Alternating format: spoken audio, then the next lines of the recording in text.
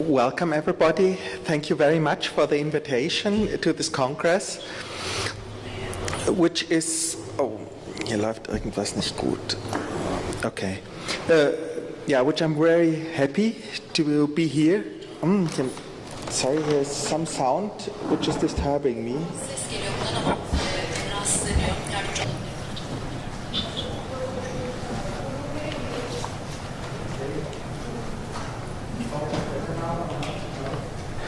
Okay, this was disturbing me, I think. Okay. I'm working in a psychiatric hospital for almost more than 20 years, and very in the beginning I got the license from my head doctors to work homeopathic, and now the main part of my job is just working with people with severe mental disorders. Though it is a hospital, we have more or a quite high percentage of patients with severe disorders, and so I will tell you about some ideas how to approach the situations, and will show you a few cases. I'll begin with some theoretical and historical aspects of homeopathy, and here goes my thanks to the previous speakers which introduced the main thoughts on main principles of homeopathy quite well, so that I can stand on their work on their shoulders. Then I'll present two short illustrative acute case examples which can show that homeopathy can even be used, applied in extreme situations, and they will cause a clear effect in situations where you usually think this is not possible, that homeopathy can work then. Then I'll give a short idea about a phase model of the process of recovery, that we can understand what an acute treatment is able to do compared with a constitutional treatment, which takes much more time if a patient is really stable, even if we could help him in an acute situation, and show the conclusion. Okay. So the first thing is that Samuel Hahnemann founded homeopathy almost 220 years ago, and since then he started with a psychiatric case, the case of the geheimen Kanzleirat Friedrich Arnold Glockenbrink, which was a maniac, a paranoid maniac, and he treated him with stramonium quite successful. And though the homeopathic treatment of psychiatric disabled persons are just basis of the history of homeopathy in some way. Oh, hier ist irgendwas nicht. Okay, psychotropic medication is only available since 60 years. So we can ask, what have we done before in all the rest of the time? Well, we had time enough, and homeopathy has been shown since then a safe and effective treatment for people suffering from a wide variety of mental disorders. But homeopathy is still underutilized in mental health care. For example, if I see how many clinics, hospitals, and how many people suffering from severe mental diseases, it's about 10% at least in a society. We've got not more than 20 psychiatrists working in a homeopathic way in Germany, so that's not much, and I know them all. It's still lots of space to develop, and so I'm really happy to be here and that I can talk to you. And I hope we can give some inspiration to help to bring homeopathy in the Turkish health system as well. So what does Samuel Hahnemann say to the treatment of mental disorders? He developed a quite differentiated concept of pathogenesis and integrative treatment of the so-called mental diseases and described it in the aphorisms 210 up to 230 in his Organon. This is the basic writing about homeopathy. His pathogenetic ideas were representing the medical knowledge of his time, and we have to say it's not, we can't say it's actual now. We have to update it in some way because we acquired lots of knowledge in this way. But for case analysis, he suggested to prefer, which is very important, mental and emotional symptoms, because these are the almost precisest human symptoms we express. If I look to a skin, I can see there's a red dot. An animal has that too. But to say, I have this sensation at this spot, I have this sensation in when looking at it, I have this sensation, these ideas about the way I got it. This is essential human. And if we don't take the mental and emotional symptoms, we are very close to that, what really essential human is. And there it is very, very important to use these symptoms because they will help us to understand our patients in the deep. And this is, if we will apply an individual treatment, an absolutely important basis. Without we can't work. But what is really a great advantage of Hahnemann's concept is that the treatment is a holistic treatment that covers, beside the application of homeopathic medicines, also dietetic arrangements, the clearing of healing obstacles, which is a really, really important point we often forget in mental disorders, and which is also very important, an appropriate behavior of the contact persons, which we still work on in our hospitals. For example, that the ward personnel learns to handle even difficult situations, violent situations, with a loving mood, with a compassion mood, with a mood which does not react with aggression on the aggression, which are some patients which are really in a state of an emergency express sometimes. And finally, he describes even a rudimentary kind of psychotherapy. In a very simple way, psychotherapy has been developed 100 years later, but it is still, he's got ideas just with to work with empathy, and for respect for the persons, and understand that they are not doing it by purpose, but that they are really ill. So he was a quite modern thinker in this approach. This picture I just show for historical reasons, because it's one of the examples where the ideas of Hahnemann could be realized in a very deeply expressive way. It is a hospital in New York, which was led by Selden Haynes Talcott, who was from 1875 up to 1902. He was the head doctor of this hospital, which had, as you see, 2,046 beds. That was not a little hospital. It was a huge hospital which was purely run homeopathic. There was no medical alternative to as treating people with homeopathy, because there was no psychopharmacologic treatment possible at these times. So that's what he did, and he did very precise annual reports where he showed what results homeopathic treatment could run compared to what other clinics, other hospitals with same amount of patients and the same patient structure in his area did. And if you went to a hospital like this for mental disabled, you didn't come out. In these times, when you've been once there, you stayed there for the rest of your life. Only a few % of the people of the patients ever got in there could get out. And that's what he developed, was that he at least nearly the half of the patients which came to his hospital, he could send back to the normal life. And, which is for me the deepest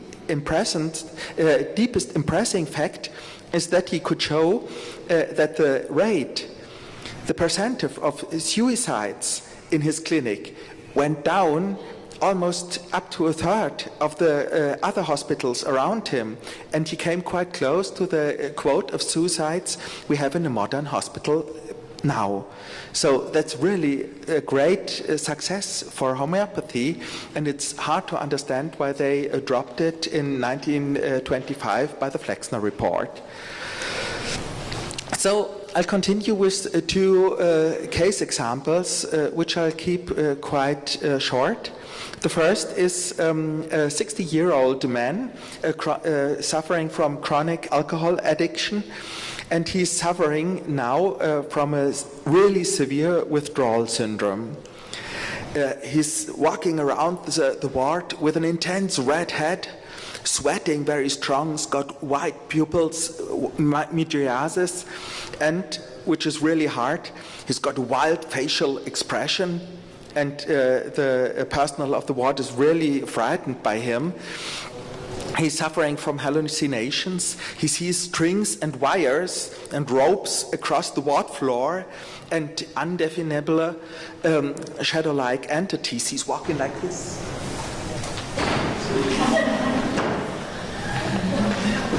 Just not to keep, not to hang or to contact the wires and ropes because he was frightened of them. So he was totally crazy, and it was not easy to get in contact to him. So I said, they said, oh, we have to give him Haldol, which is the classic treatment in these times. I refused that when I saw him, and I said, no, he's not getting Haldol. And so what did I do? I gave him belladonna in 200. And he looked at me. He was a bit irritated, but that's what he was anyway. So he took it, and then the symptoms decreased completely in a few minutes, leaving the patient highly surprised because he never had a similar experience like this. He said, I have been doing more than 20 withdrawal treatments, and I've never experienced that. What did you give me? He was totally surprised, but he was normal afterwards, and he was scoring in the withdrawal score. He was really low. So he was totally amazed by that, and as well the ward personnel too. And he didn't come up in the withdrawal score as he was before, so there was no second application of belladonna required. So the next case is a bit harder. That's a 30-year-old man suffering from a paranoid schizophrenia. When he was a child, he survived a shooting rampage by chance. So he just left the room where the killer came in a few minutes before the killer entered the schoolroom, and it was really a heavy massacre where more than 40 children and teachers were assassinated. That was really a hard situation which disturbed him deeply, and in these days there was no psychological help for him.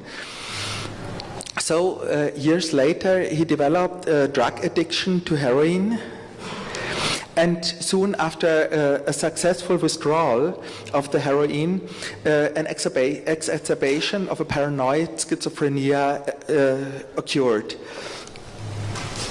For years, then quite soon he came to treatment, and it was able to keep him in a stable condition under the combined treatment with homeopathic and neuroleptic medication. This is quite interesting because such severe paranoid schizophrenia, it's not very often that you can treat them without using of neuroleptic medication. But it is not all the times enough to keep them stable. So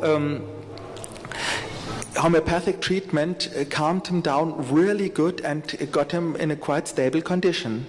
So But it happened sometimes after some stressful events, he rejected to take both kinds of medication, the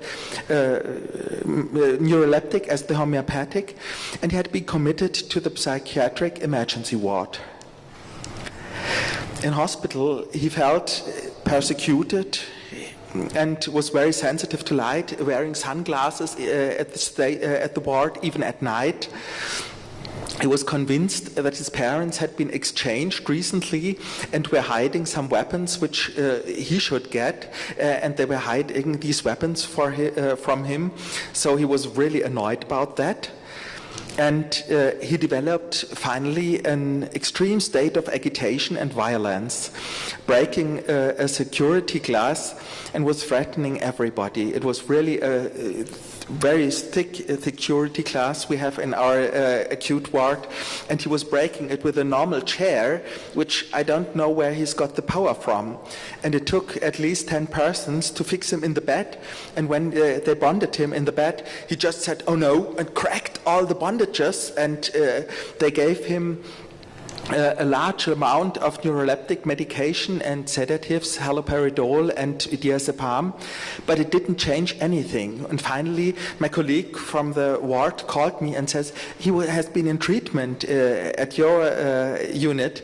Please help us, because I can't give him more. It's getting a danger for him." So I sent finally stramonium 10,000 to him.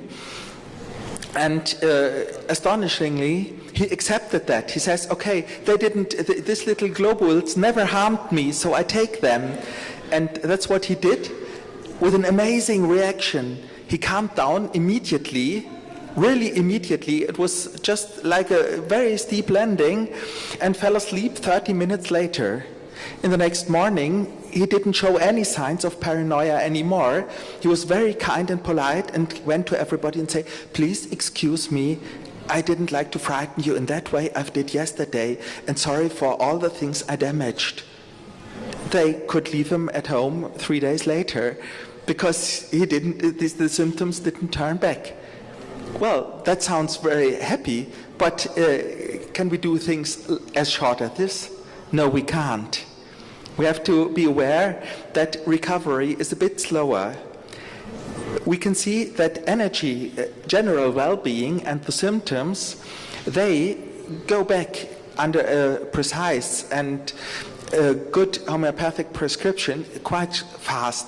This covers the area of sometimes minutes up to 3 months.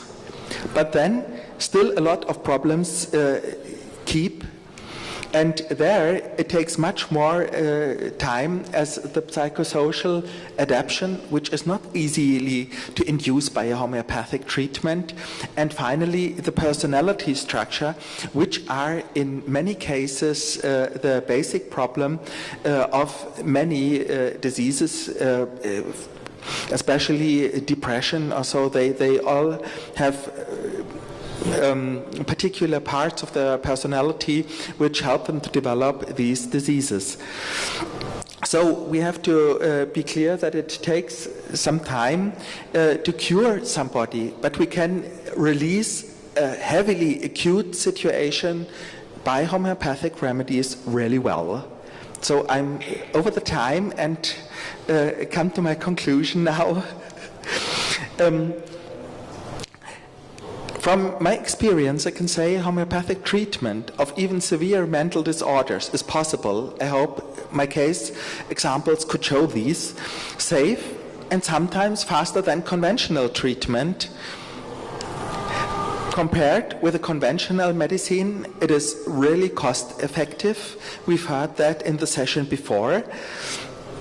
And we have to say that Hahnemann's holistic approach is still on the cutting edge of art and science of healing.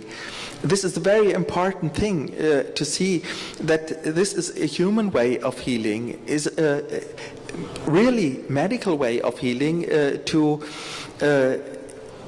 strengthen the self-healing processes in our body, and not just steering all the functions from the outside by applying pharmaceutical medicines. Sometimes they are required we need them, but sometimes the body can do it itself, and we can use the intelligence of our body, which is already there, and give them the inspiration via homeopathic medicine. So I sometimes say to my colleagues, sometimes, as it historically grown, the conventional medicine could be the complementary method in the treatment of mental disorders, and the homeopathy is perhaps the elder, original one. So thank you very much for your kind attention. Teşekkür ederim.